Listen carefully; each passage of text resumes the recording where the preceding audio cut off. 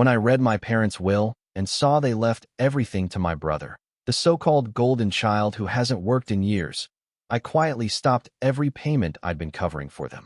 2 weeks later, Dad called, his voice sharp with anger. "The mortgage is due. Pay up. You owe this family at least that much." I took a deep breath and replied, "You know that gut-wrenching feeling when you realize everything you believed about your family, everything you sacrificed for, was built on a foundation of sand. I never thought I'd experience it. Not like this. But then I read my parents' will, and my entire world shattered. My name is Carl. I'm 32. And until a few weeks ago, I truly believed my family and I were on the same team. Sure, it was complicated, not exactly warm and fuzzy, but stable enough for me to keep up the pretense. I was so wrong. The devastating proof landed right in my lap in that lawyer's office, staring up at me from the pages of their last testament. Let me take you back a bit. I'm the older brother. Nathan is 29. He's been the golden child since the day he was born. You know the type. Coaches called him a natural, teachers wrote glowing reports, and my parents, oh, they couldn't go 10 minutes without bragging about his potential. Meanwhile, I was the one doing chores without being asked, pulling steady grades, and snagging part-time jobs the second I was old enough. Somehow, none of that ever quite measured up to Nathan hitting a home run or showing up at prom with the homecoming queen. Even as adults, the favoritism didn't fade. It just evolved. Nathan quit his job to find himself. My parents jumped in, covering his rent without a second thought. I was busting my ass, working 80-hour weeks to build my career, and they'd call me obsessed with money. I paid their bills more times than I can count, quietly, without fanfare. But when Nathan borrowed their car and totaled it, they just bought him a brand new one, no questions asked, no lecture. Honestly, I learned to live with it. I told myself I didn't need their validation, that as long as I was financially independent and carving my own path, I was doing okay. And for the most part, I actually believed that. Still, when they asked me, a couple of years ago, to help with their mortgage, cover certain medical bills, even co-sign a loan, I said yes. Why? Because they were my parents. Because a deep, nagging guilt told me they were stretched thin. Because, buried deep down, I still thought maybe, just maybe, I was proving something. That I was the reliable one, the strong one, the son they could truly count on. Fast forward to 3 weeks ago. I'm sitting in a mahogany-paneled office, the lawyer adjusting his glasses as he slides a set of documents across the desk. My parents' will. They weren't gone, to be clear. They just decided to get their affairs in order. I figured I'd skim through it, maybe offer to help them tidy up the language. Instead, my stomach dropped like a stone when I hit page 3. Every single asset, every cent, every property, every piece of their estate was allocated solely to Nathan, their baby boy. My name didn't appear anywhere, except as the alternate executive, meaning I was essentially expected to organize and hand over everything to my brother if they passed. I sat there in stunned silence, reading and rereading the lines. The house I'd poured thousands into, the one I helped them keep afloat, Nathan's.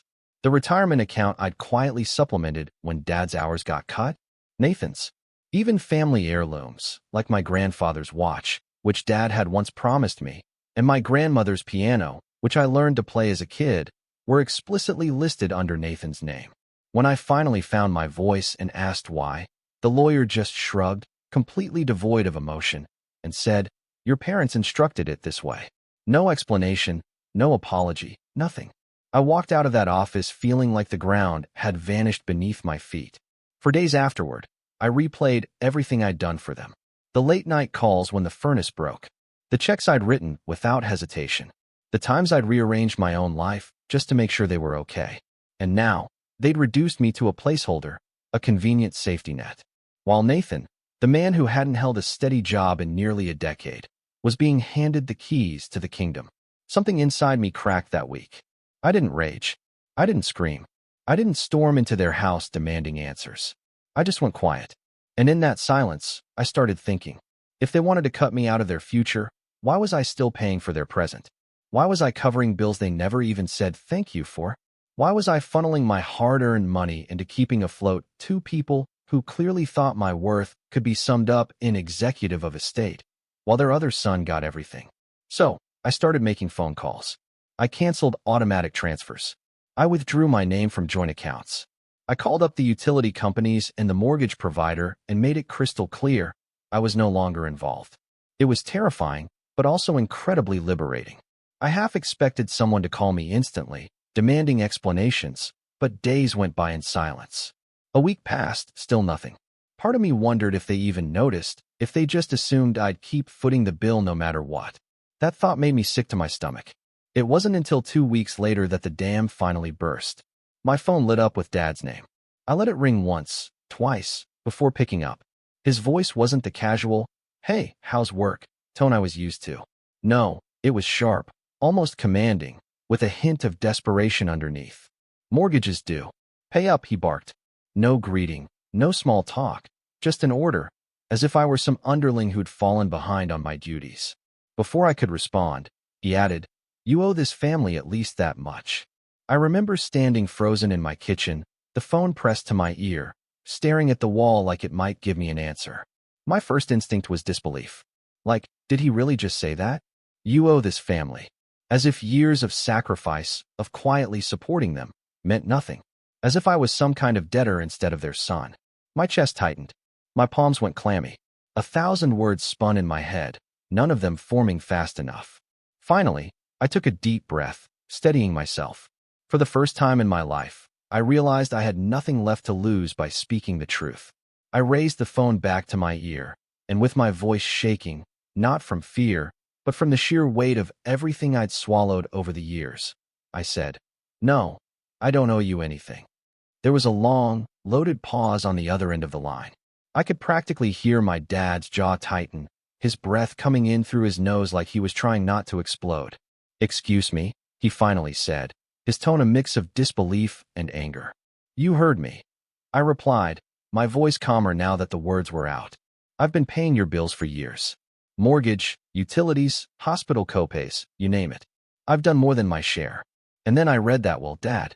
Every last thing going to Nathan. So no, I don't owe you a single cent." There was a clatter, like he'd put the phone down for a second. When he came back, his voice was low and dangerous. "You are being selfish, Carl. That house is the family home. Your duty is to help keep it standing." "My duty?" I almost laughed, but it came out bitter. "You decided what my duty was when you signed everything. Over to Nathan. You made it crystal clear what my place is in this family. So, from now on, I'm just taking your advice and staying in my lane." He didn't respond right away, and for a moment, I thought he might hang up. Instead, I heard Mom's voice in the background, faint but frantic. "What's he saying? Is he sending the money?" Dad barked back at her. "No, he's refusing." "I'm not refusing," I cut in. "I'm done. There's a difference." The silence that followed was deafening. I could feel my pulse thudding in my neck. Every muscle in my body coiled. Then, Dad let out a humorless chuckle. "Fine," he said sharply. "But don't come crying to us when you regret this. Family takes care of family, Carl. You're turning your back on your own blood." "I think it's the other way around," I said quietly. And then I hung up. I stood there in the kitchen long after the call ended. The room so quiet I could hear the hum of the fridge. My hands were still shaking, but underneath the adrenaline was something else, a strange, hollow relief. For the first time in years, I'd drawn a line. The next few days were tense in a way I can't quite explain. I kept expecting another call, a knock on the door, some kind of follow-up. But instead of calling me directly, my parents started looping in Nathan. That's when the text started. First, it was a short, clipped message. "Hey man, can you just send over the mortgage for this month so they don't fall behind?" I stared at it for a good minute before replying. "No, not my responsibility." He didn't answer right away, but about an hour later, I got a longer one. "You're seriously going to let Mom and Dad get behind? They did everything for us growing up. You think I don't know you're loaded? Just help them out. Stop being petty." Petty. I wanted to throw my phone across the room. Petty? As if all the years of me bailing them out, the sacrifices I made, the nights I stayed up crunching numbers to make sure they didn't lose the house, all of that was just erased by me saying no for once. I typed out a dozen different responses before settling on. "You mean the same parents who left me nothing in their will? Maybe they should ask their heir for help." That must have struck a nerve, because 10 minutes later, Nathan called me. His voice had that smug edge I'd heard a million times before. "Wow. So, you're really doing this? You're just going to abandon them because of some paperwork?" You're overreacting, Carl. That will is just symbolic. Symbolic? I snapped. Symbolic of what, exactly? That I'm good enough to keep paying their bills, but not good enough to inherit even the couch I'm sitting on. You're twisting this into something it's not, he said. They trust me to take care of everything when they're gone. You've always been too focused on work and money to be a people person. It just makes sense. I nearly laughed at the hypocrisy. So, let me get this straight, I said, my voice low. They trust you to handle everything after they die, but not to handle their mortgage now? Interesting choice. He didn't have a comeback for that, which was satisfying in its own small way. Instead, he muttered something about family unity and hung up on me. But that was just the start. Over the next week, the messages got more intense. Mom texted me late one night. Carl, you're breaking your father's heart. You've always been the responsible one. Please just do what's right. Do what's right. That phrase kept echoing in my head. What did right even mean anymore? Was right continuing to bankroll two people who clearly valued me less than the family dog? Was right letting Nathan skate through life consequence-free while I worked myself to the bone? The guilt was heavy. I won't lie. There were nights I lay awake wondering if I was being cruel, if I was somehow punishing them unfairly. But then I'd remember sitting in that lawyer's office, staring at that will. The memory was like a splash of cold water. It wasn't just the financial part. It was the message. It was them looking at everything I'd done, everything I'd given up, and deciding I still wasn't worthy of being part of the legacy. That cut deeper than anything. And then came Sunday dinner. I hadn't been planning to go, but Mom insisted. Just come, she said over the phone. No drama, just a meal, please. Against my better judgment, I agreed. The moment I walked in, I knew it wasn't just a meal. The tension was thick enough to cut with a knife. Nathan was already there, lounging at the table like he owned the place. Mom greeted me with a strange, forced smile, and Dad barely looked at me. Dinner started quietly enough, but halfway through, Dad slammed his fork down. So, Carl, he said, his voice sharp, are you going to start acting like part of this family again, or should we just stop inviting you? Mom flinched, and Nathan smirked into his glass. I set my fork down slowly. You mean, am I going to start paying your bills again? Dad's face turned red. Don't twist this. You know what's at stake here. We could lose the house. You mean the house you're leaving to Nathan? I said evenly. Forgive me if I don't feel like subsidizing my brother's inheritance. That shut everyone up for a second. Then Nathan leaned forward. You're being dramatic. No one's trying to hurt you, man. Just step up like you always have. Exactly like I always have, I met his eyes. That's the problem. The room went quiet again, save for the ticking of the clock on the wall. I could see Mom's eyes glistening, Dad's jaw working, Nathan's smirk fading just a little. And that's when I realized something. For the first time, they weren't sure what I'd do next. They'd always counted on me being the dependable one, the fixer, the son who kept things running. But now I had their full attention. I pushed my chair back slowly, stood up, and said, you know what? Forget it. I shouldn't have come tonight. The chair scraped loudly against the hardwood floor as I stood. And for a moment, no one moved. Mom reached out like she was about to stop me, but Dad just folded his arms, his face set in that stubborn, defiant way I knew too well. Walk away if you want, Carl, he said coldly. But don't expect us to be here when you decide to grow up. I opened my mouth, but before I could respond, Nathan muttered just loud enough for me to hear, good riddance. That did it. My chest burned with anger, but instead of exploding, I forced a small, almost amused smile. Yeah, I said, my voice calm, but shaking with adrenaline. Good riddance. And I left. I didn't slam the door. I didn't shout or make a scene. But the silence in that house as I walked out was louder than any argument we'd ever had. I thought that was the worst of it.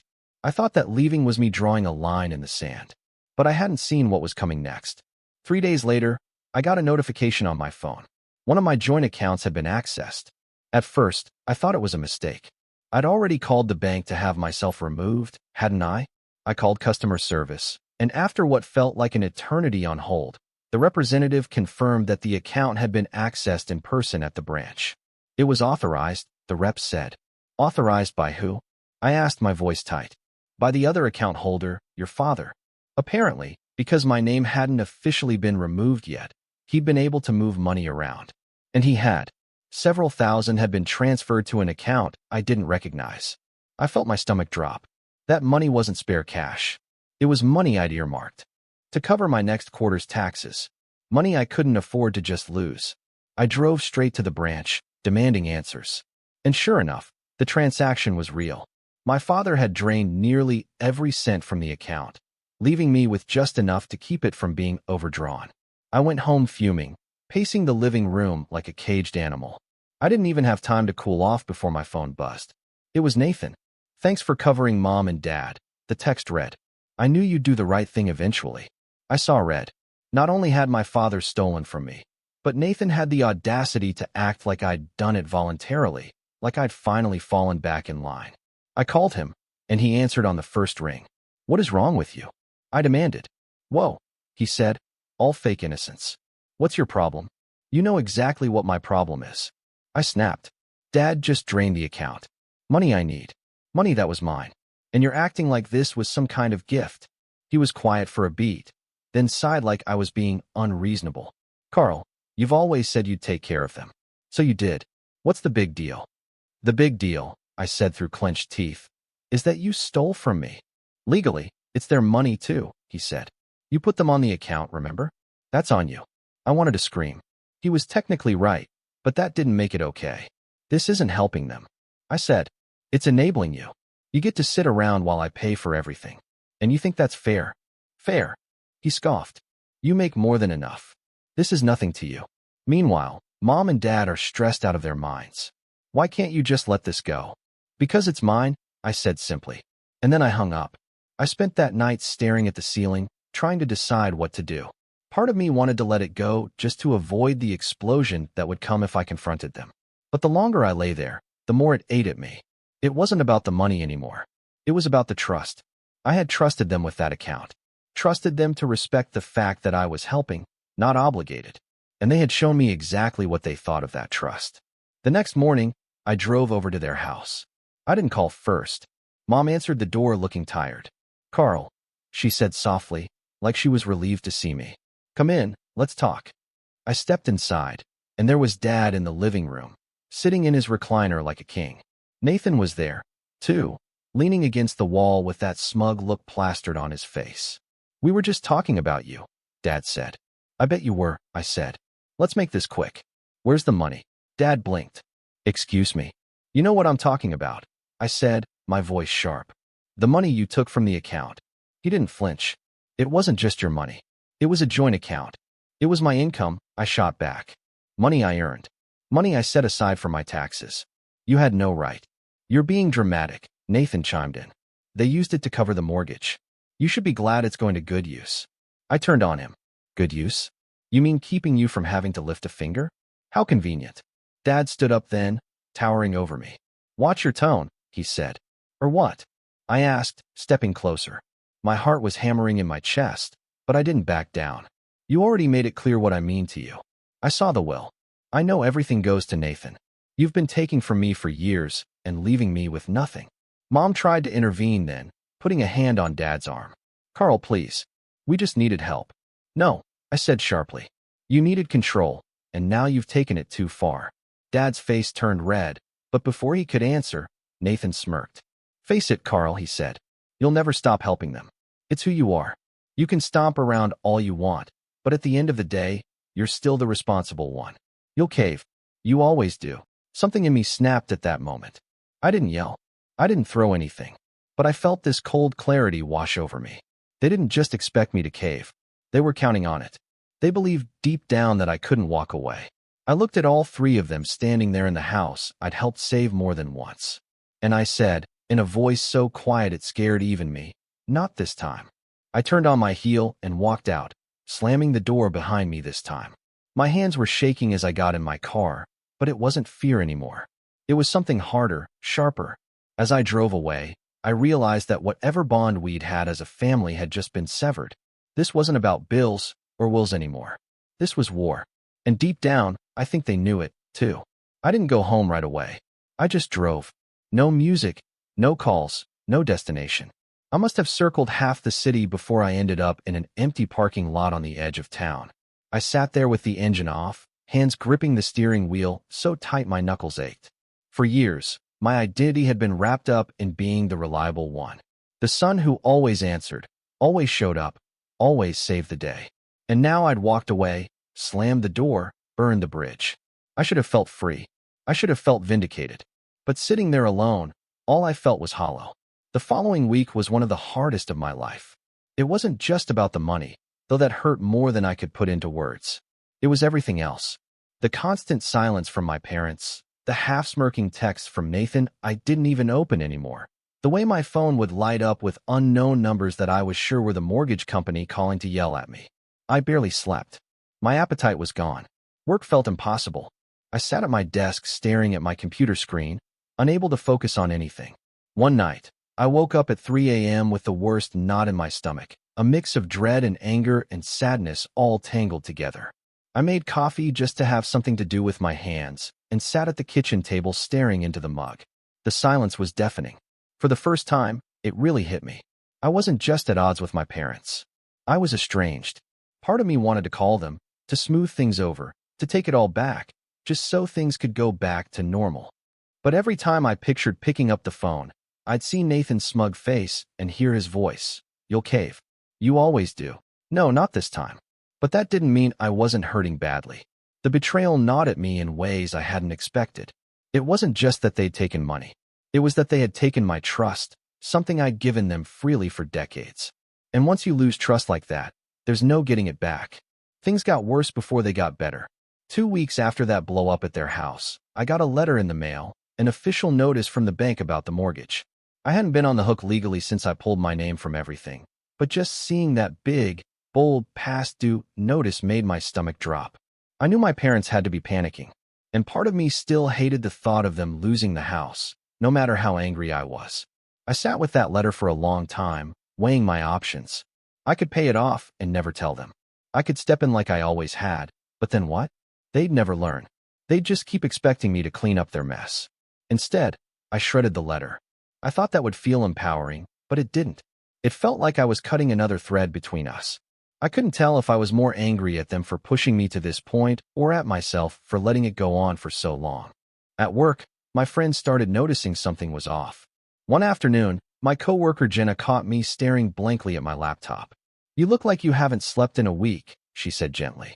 I almost brushed her off, but instead, I told her a little, just a little, about what was going on. She listened quietly, then said something that stuck with me. "You've been playing their hero for years, Carl. Maybe it's time to play your own." That hit me like a punch. Maybe it was time to stop trying to prove my worth to people who had already decided what it was. That night, I pulled out a notebook and started writing everything down. Not just the money I'd given them over the years, but the hours I'd spent, the opportunities I'd turned down because they needed me. It was a staggering list. And at the end of it, I wrote in big letters, "and no more." It became my mantra. Every time I felt guilty, every time I considered caving, I'd open that notebook and read that list. It reminded me that this wasn't just about one bad week. It was about a pattern that had been going on my whole life. Slowly, I started pulling away in more tangible ways. I unfollowed Nathan on social media. I stopped answering calls from numbers I didn't recognize. I told my parents' neighbors to stop giving me updates about the house. And most importantly, I started putting my energy back into my own life. I picked up extra hours at work, not because I needed the money, but because staying busy kept my mind from spiraling. I went back to the gym for the first time in months. I started cooking proper meals again instead of just grabbing takeout. I even started talking to an accountant about ways to protect my finances so this could never happen again. Still, there were nights where the weight of it all hit me like a freight train. One Friday night, I found myself sitting in the dark on my couch, staring at the wall, feeling like a stranger in my own life. I'd always pictured my parents being there for big milestones, holidays, birthdays, maybe even one day when I had kids of my own. Now, all of that felt impossible. The lowest point came when Mom showed up at my apartment unannounced.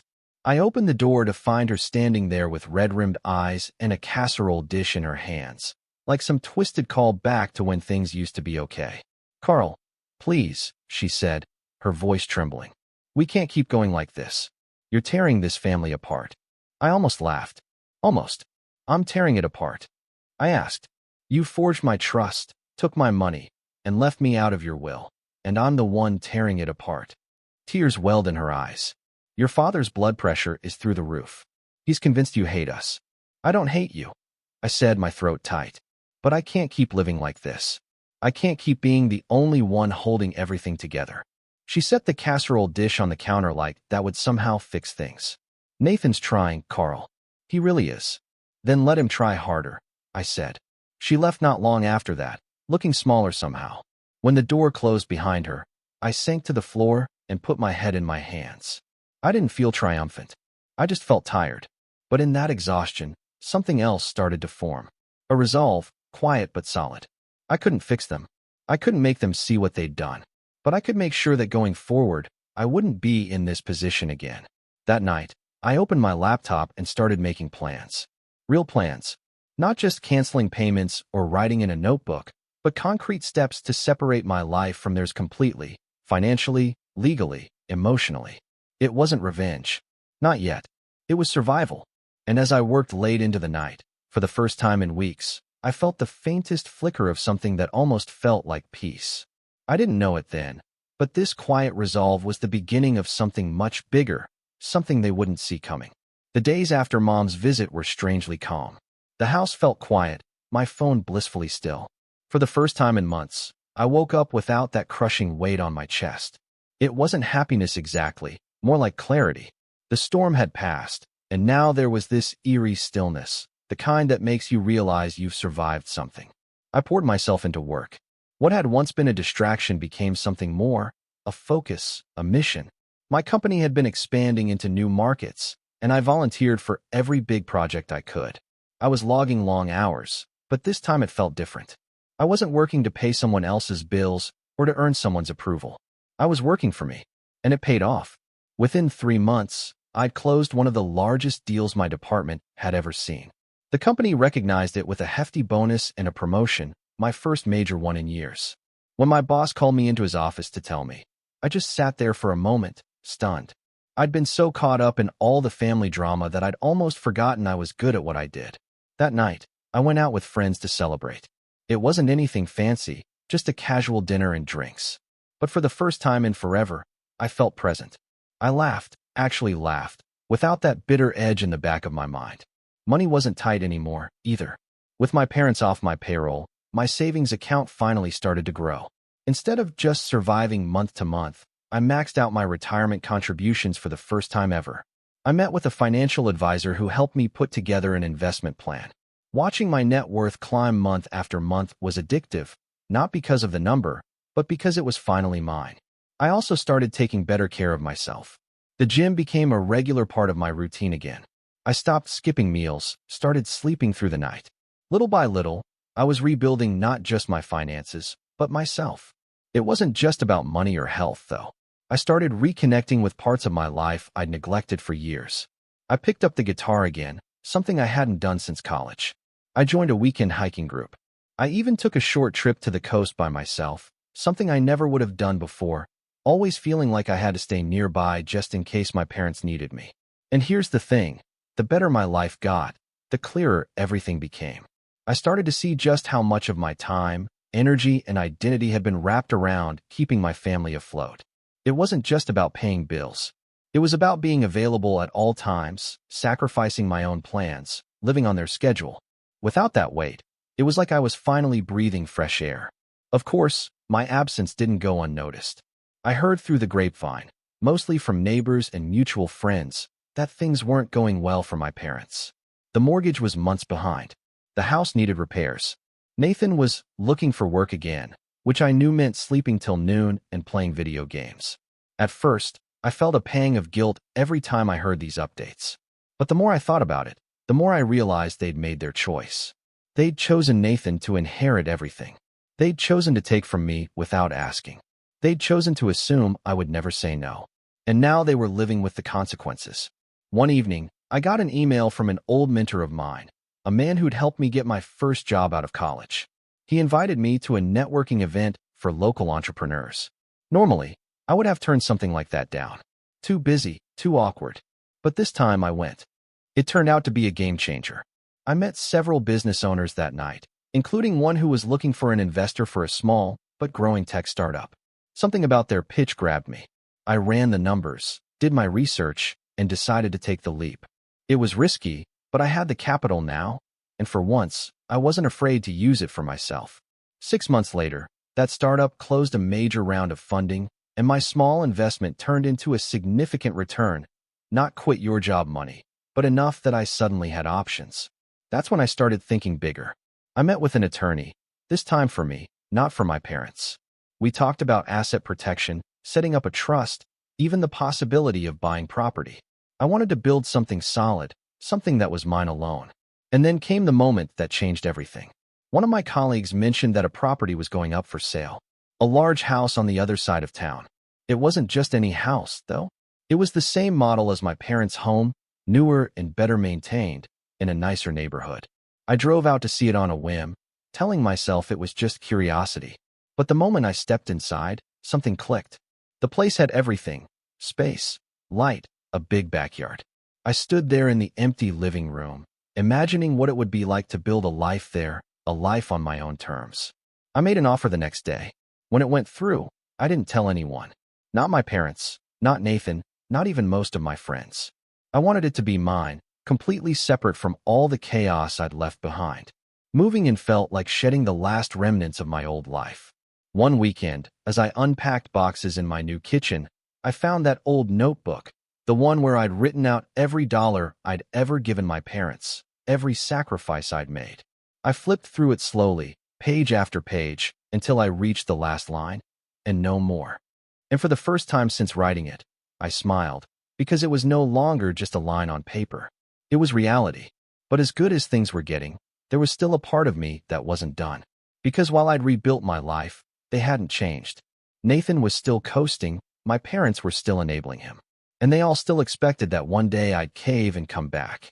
They didn't know it yet, but that day was never coming. In fact, the next time they saw me, things would be very, very different. Because by now, I wasn't just surviving anymore. I was winning, and I was starting to think that maybe, just maybe, it was time to make them see that. Time to make them see exactly what they'd lost. By the time spring rolled around, I was a completely different person than I had been that night, sitting in the empty parking lot. My days had structure. My work was thriving. My new house felt like a sanctuary, and my finances were healthier than they'd ever been. But that peace was fragile. And deep down, I knew it, because my family still believed they had a claim on me. It started with little things. A voicemail from Mom, tearful, saying they'd done the math and just needed a few thousand to get over this hump. A text from Nathan asking if I could loan him money until he got hired at a new job he claimed to be starting next month. Then, about 2 months after I moved into my house, I got a formal letter, not from my parents, but from their lawyer. It was worded carefully, but the message was clear. They were asking me to contribute to the mortgage again, suggesting it was my moral obligation, as the elder son, to preserve the family home. I read the letter 3 times, stunned. They were trying to formalize my guilt into a responsibility. Instead of responding right away, I called my attorney, the same one who had helped me set up my trust and my asset protection plan. I explained everything: the will, the drained account, the lawyer's letter. She listened without interrupting, and then she said something that made my breath catch. "Carl, do you realize how much leverage you actually have here?" At first, I didn't understand. "Leverage? You've been financially supporting them for years," she said. "I'm willing to bet you have documentation, transfers, emails, texts, showing exactly how much you contributed." "I do," I said slowly, thinking of my notebook. "Then you're in a very strong position," she said. "If they're treating you like you owe them something, you could very easily turn that around. You have proof that they've been benefiting from your support for years. If you wanted to, you could make a claim, at the very least to establish that their narrative isn't true." That thought stuck with me long after I hung up the phone. For so long, I'd been on the defensive, trying to protect myself from being used. It had never occurred to me that I could go on the offensive. That night, I sat down with a glass of whiskey and went through everything. Every bank statement, every email, every text message I'd saved. I organized them into folders, color-coded by year, creating a timeline of all the financial support I provided. Mortgage payments, insurance premiums, repairs, medical bills. Even that time I paid off Dad's credit card after he forgot about it and nearly tanked his credit score. The total was staggering, tens of thousands of dollars over the years. I stared at the number at the bottom of the spreadsheet, my jaw tight. No wonder I'd been living paycheck to paycheck for so long.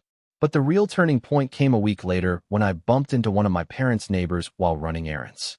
She was an older woman who had known me since I was a kid, and she pulled me aside, her voice low. "Carl," she said, "I hate to be the one to tell you this, but your brother's been telling people you're the reason the house is in trouble." My stomach dropped. "What?" "He said you promised to help and then backed out," she said. "He's been calling you selfish." Some of the neighbors are starting to talk. I thanked her and drove home in silence, my hands gripping the steering wheel so hard it hurt. It wasn't enough that they'd drained my account. Now they were trying to rewrite the story, to make me the villain in their version of events. That night, I made a decision. If they wanted to play this game publicly, then fine, two could play. I called my attorney again and asked her to draft a formal letter, one that laid out in exact numbers everything I had contributed over the years, complete with dates and amounts. The letter made it very clear that not only did I not owe them anything, but if I chose to, I could pursue legal reimbursement for some of what I'd already paid. When I read the draft, it was like looking at my life in black and white. Every sacrifice, every transfer, every loan I never got back. There it was, neatly itemized on letterhead. But that was only half of it. The other half came from my growing success at work. My promotion had given me a seat at the table in meetings I'd never been part of before. One of the projects I was leading involved negotiating with several banks and mortgage providers. I was suddenly very well connected in the exact industry my parents were struggling with. It was almost poetic. Through my work contacts, I learned something interesting. The lender that held my parents' mortgage was getting ready to sell off a chunk of their loans to a smaller credit union. It was standard practice. Nothing shady about it, but it meant that their mortgage could soon be in someone else's hands entirely. And that's when the idea first took shape. It started small, just a thought I pushed aside as too complicated. But over the next few days, it kept coming back. What if I could get involved in that transfer somehow? What if, instead of just throwing money at their problem, I could put myself in a position where I controlled the outcome? I spent a few weeks quietly researching, making calls, asking careful questions. I didn't move recklessly. I wanted to understand every angle before I did anything. And the more I learned, the more I realized it wasn't just possible, it was doable. I could buy the debt. Not the house, not yet. But the debt, their mortgage, the thing that was hanging over their heads, the thing that was causing them to panic and call me. It wouldn't be cheap, but I could afford it now. And once I owned that note, the power dynamic would shift completely. They wouldn't just be asking me for help anymore. They'd be asking their new lender, and that lender would be me. I didn't make a move yet. I wasn't ready, but just knowing I had that option changed everything. It gave me a sense of calm I hadn't felt in months. At the same time, I started strengthening my position in other ways. I consolidated my investments, diversified my portfolio, and kept growing my savings. I stayed focused at work and continued climbing the ladder. I wanted to be unshakable before I made my move. And all the while, I stayed quiet. I didn't respond to their messages, didn't rise to Nathan's bait when he tried to provoke me with smug texts, didn't even acknowledge the gossip I knew they were spreading.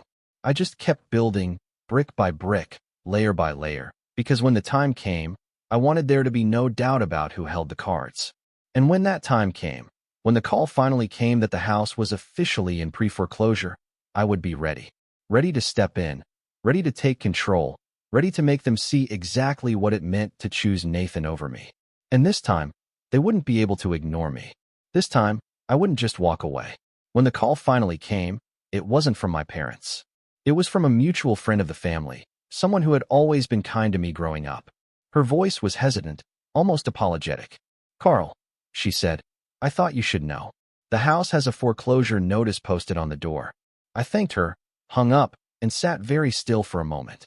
My parents hadn't called me, hadn't even texted. Maybe they were too proud. Maybe they were waiting until the last second, hoping someone else would swoop in and fix things for them. But this time, I was already ahead of them. 2 days later, I got the official word from my contact at the bank. The note had been sold. I'd been preparing for this for months, so I moved fast.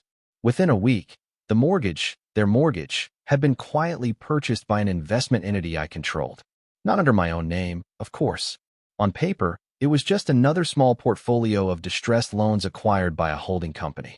But I knew that every payment they missed from here on out, every notice, every piece of mail that would arrive demanding action was ultimately going to me. I didn't make any changes right away. I let things run their natural course because part of me wanted them to feel the weight of it. And they did. About 3 weeks later, Dad called me for the first time in months. I almost didn't answer, but curiosity got the better of me. "Carl," he said, his voice tight. "You have to help us. We're out of options." I leaned back in my chair, keeping my tone perfectly calm. "What happened to Nathan?" Silence. "He's doing what he can," Dad said finally, but I could hear the defensiveness in his voice. "So, nothing," I said. "Got it. This isn't funny," he snapped. "We could lose the house." "You mean Nathan's house?" I said, my voice cool. There was a pause, and then Mom's voice came faintly in the background. "Carl, please. We can't go through with the foreclosure." I took a slow breath, letting the silence stretch just long enough to make them squirm. "I might be able to help," I said at last. "But not like before. Not with handouts. If I get involved, it's on my terms." "What terms?" Dad asked wearily. "I'll let you know when I'm ready," I said, and I hung up. I spent the next few weeks working closely with my attorney to finalize everything. The company that now held their mortgage sent them a formal letter offering a restructuring deal, lower monthly payments, extended term, no penalties, but with a condition. They had to sign over partial control of the property to the lender until the balance was paid off. It was a standard practice, nothing illegal or unusual, but it gave me what I wanted, authority. They signed. Of course, they did. They didn't have a choice. Once the papers were finalized, I scheduled a visit. It was the first time I'd been back to the house in months, and walking up that driveway felt surreal. Nathan opened the door, his face already tense. "What are you doing here?" he asked. I smiled, calm and collected, "Checking on my property." He blinked. "You're what?" "Ask Mom and Dad," I said, stepping past him into the living room. They were both sitting there looking smaller than I'd ever seen them. Mom's eyes darted between me and the floor, and Dad's jaw was tight, like he was trying not to explode. "You," he said, "finally bought the loan." "That's right," I said, taking a seat on the couch like I owned the place. "Because, in a way, I did. Congratulations. You're officially my tenants now." Nathan swore under his breath, but I held up a hand. "Relax. I'm not here to throw you out. Not yet. In fact, I'm offering you a better deal than the bank ever would have. You'll have lower payments, more time, and the house stays in your name. As long as you keep up with what you owe." "And if we don't?" Dad asked, his voice low. "Then," I said, meeting his eyes, "I decide what happens next." The room went dead silent. For the first time in my life, I wasn't the one begging, pleading, or explaining. I was in control. I didn't do this to be cruel. I continued, my voice even. I did this because I'm done being taken advantage of. I'm done being the only one who sacrifices. You wanted Nathan to inherit everything. Fine, but you can't have it both ways. If I'm not part of this family when it comes to the future, then I'm not your safety net in the present. Mom started to cry quietly. Nathan looked like he wanted to argue, but even he knew better than to open his mouth. "You keep up with the payments," I said, standing up. "And you stay here.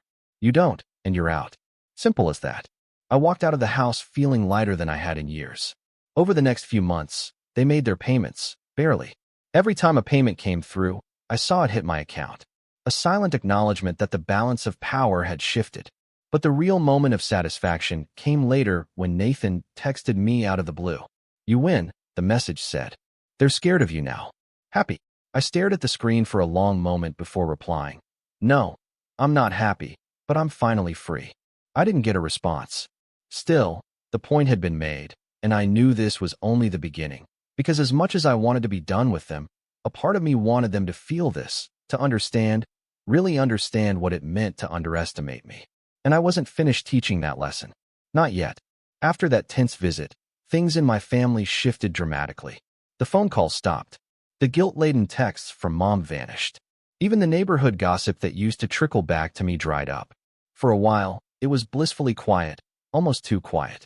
Then one day, about 3 months later, I got an email from my attorney. The subject line was simple, default notice. They had missed 2 consecutive payments. I sat staring at the screen for a long moment, letting the weight of it settle. This was the moment I had been anticipating, the crossroads I'd been preparing for. I could extend grace one more time. I could renegotiate, give them yet another chance to do the right thing, or I could end this. I chose the latter. The foreclosure process wasn't quick. There were filings, notices, waiting periods. But eventually, the date was set. The house, my parents' house, the house I'd spent half my adult life keeping afloat, was going to auction. I showed up that day in a tailored suit, calm and collected, while my parents stood off to the side looking hollow-eyed and defeated. Nathan wasn't even there. I'd heard he'd finally packed up and moved in with a girlfriend across town, leaving them to face the fallout alone. The auction itself was quick. A few bidders showed interest, but I'd already arranged financing through my holding company and came prepared to outbid anyone who tried to take it from me. In the end, it wasn't even close.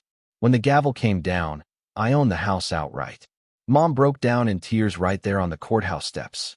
Dad stood stiffly, his face a mask of anger, but he didn't say a word.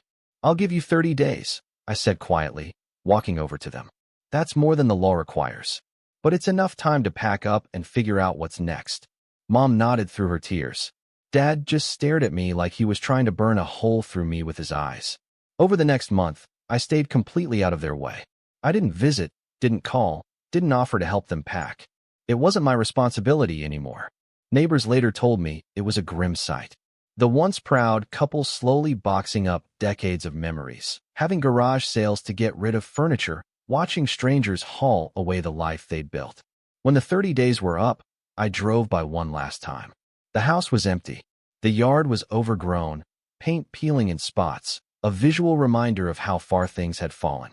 I walked through the front door with my new keys and was hit by a wave of memories, family dinners, birthdays, late-night arguments in this very living room. For a moment, I almost felt guilty, almost. Then I remembered all those years of sacrifice, the money that vanished without thanks, the smug way Nathan had told me I'd cave because I always did, the betrayal of reading that will and realizing I was nothing more than a placeholder in their eyes. I exhaled slowly, the guilt evaporating like mist. Within a few months, I had the place fully renovated. Fresh paint, new flooring, a completely remodeled kitchen. The house that had once been a source of so much resentment was becoming something else entirely, a symbol of everything I'd built for myself. And then, in one of those twists you couldn't write if you tried, an opportunity fell into my lap. A young couple I'd met through work mentioned they were looking to rent in the area, somewhere close to their jobs, somewhere they could raise their first child. I handed them the keys at a fair rental price, one they could afford, one that still made financial sense for me. Watching them walk through the house with excitement, talking about where they'd put the crib and how they'd decorate, was strangely healing. The house had new life now. Meanwhile, my parents had moved into a small apartment on the other side of town. I didn't hear from them directly, but word got back to me through mutual acquaintances. They were struggling financially, emotionally. Nathan wasn't around much anymore. Apparently, the girlfriend had gotten tired of supporting him and kicked him out, leaving him to couch surf and bounce between short-term jobs. It would have been easy to feel sorry for them. Once I probably would have, but this time I didn't, because I realized something. Their suffering wasn't revenge. It was consequence. For years, they'd assumed my loyalty was infinite, that I'd always be there to clean up the mess. When I finally stepped back, the house of cards collapsed. Months later, I ran into Mom at the grocery store. She looked older, more fragile somehow. When she saw me, her eyes welled with tears. "Carl," she said softly, we miss you." I didn't know what to say.